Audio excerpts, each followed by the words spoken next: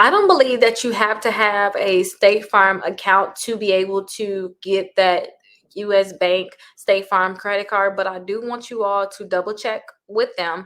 When I do go to the website, they do say you can continue as a guest. You do not have to sign in to your State Farm account. So that just kind of means that you don't necessarily have to have a State Farm account to go ahead and apply for the US Bank State Farm credit cards. Now, let me show you what I have seen. Like, here is the State Farm credit card here. So let's go ahead and click on learn more and continue. And once you do that, this is the screen that actually pops up.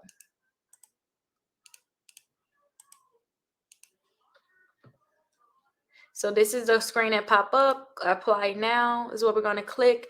So if you're a State Farm customer, log in and we'll retrieve your profile details to simplify your steps at usbank.com. So you can log in here, or you can click right here to continue as a guest.